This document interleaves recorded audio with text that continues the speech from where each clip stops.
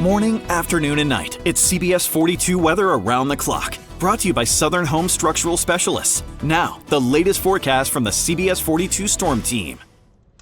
Happy Monday, everyone. I'm Storm Team Meteorologist Jacob Woods. In case you haven't seen the alert on your phone already, if you live in Fayette, Coleman, Marion, even over towards Lamar counties, you're under the heat advisory this afternoon until 7 o'clock this evening. Heat index potentially as hot as 105 degrees. The hottest of these temperatures should be found west of Interstate 65 over west central Alabama.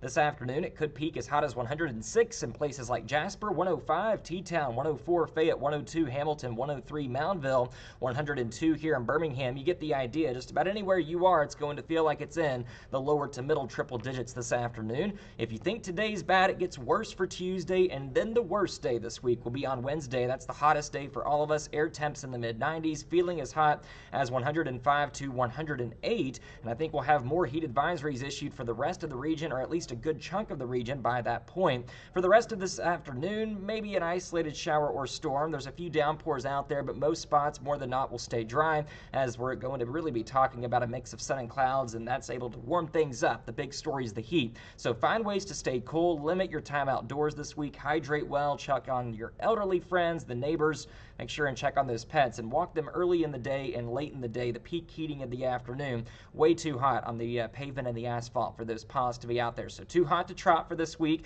And if you're sensitive to the heat, I think it's too hot for you to be outdoors in general. Notice this is a product that combines the duration and the intensity of the heat wave. If temperatures don't cool off much every single night, then if you're exposed to that type of weather, those conditions, it can persist and prolong those health risk as we go throughout the next several days. A heat risk is cumulative, so we're in that moderate to high category as we go through tomorrow and into Wednesday. It's a bit more expansive in terms of those health impacts that could be on the table for those sensitive groups. So something to keep in mind if you are one of those people and you are going to be impacted by this over the next several days. High temperatures are going to be back in the lower 90s by the end of this week, with scattered showers and storms becoming a bit more common as we go into Friday, Saturday, and Sunday.